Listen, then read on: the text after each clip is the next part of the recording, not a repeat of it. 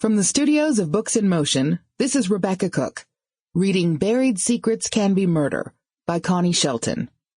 Now let's begin with Buried Secrets Can Be Murder. Chapter 1. How well do we really ever know someone? How can we know the secrets that lie buried in one's past, often for years at a time, things hidden so deeply that they aren't likely to ever see the light of day? Unless someone asks too many questions? I would ponder it all later, but I was not to know the darkest of those secrets yet. For now, all my secrets pertained to Christmas, which was coming up in a few days, and the gifts for friends and family that I'd stashed in obscure little places. For instance, knowing that my brother Ron frequently violates the sanctity of my desk in his search for some random office item, such as a paper clip, which he can never locate in the perpetual mess of his own office across the hall, I'd hidden his gift where he would never look, under the kitchen cabinet where the dishwashing liquid resides. Sally Bertrand, our part-time receptionist, would find her own gift in 2 seconds flat in the kitchen, so the handmade quilt for her soon-to-be-born baby was securely hidden away somewhere else on the premises. I just had to remember where. My thoughts were flitting through all the possibilities when my phone rang. "What time does your party start tonight, hon?" Drake, my hubby. I felt lucky that he remembered our office open house today and that he would be in town to attend. His helicopter business kept him pretty busy, between winter wildlife counts for the government and a few photo shoots for local businesses. I told him to come any time and hinted that it would be nice if he arrived wearing something other than his flight suit, which permanently smelled like jet fuel. Don't misunderstand me. He really cleans up nicely.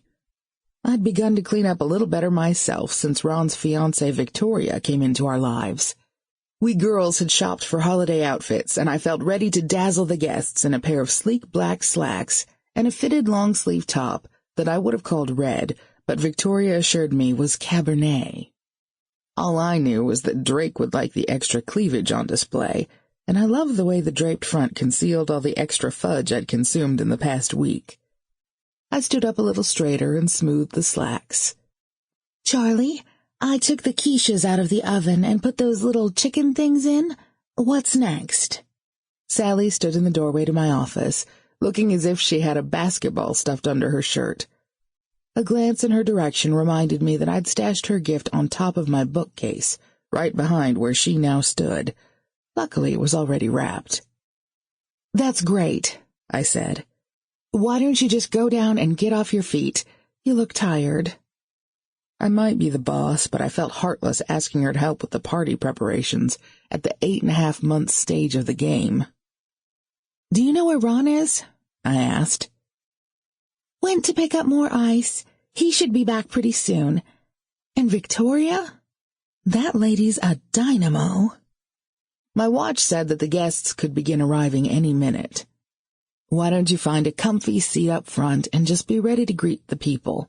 I'll finish up the food and hopefully this whole thing will come together without a hitch." I watched Sally waddle down the hall and carefully descend the stairs.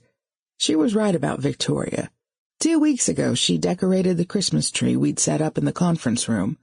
This morning she brought scads of fresh flowers and turned our big table into the backdrop for a feast, then proceeded to fill the fridge in the kitchen with trays and boxes of pre-made goodies. An hour ago, she'd presented Sally and me with the schedule, a complicated chart that would allow us to heat the hot hors d'oeuvres at the proper oven temperature for each, transfer them to serving dishes, bring out the cold foods, and get everything to the table at exactly the correct time.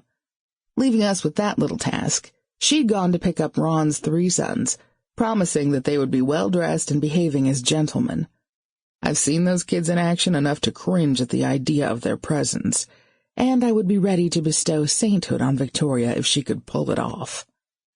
Down in the kitchen, the oven timer pinged, and I turned toward the stairs, working to avoid a twisted ankle as I negotiated them in high heels.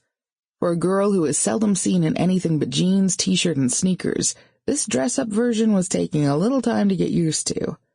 I grabbed oven mitts and retrieved the chicken skewers, consulting the chart to see what was supposed to happen next. Luckily, it looked as if we'd reached the end of our... Sample complete. Ready to continue?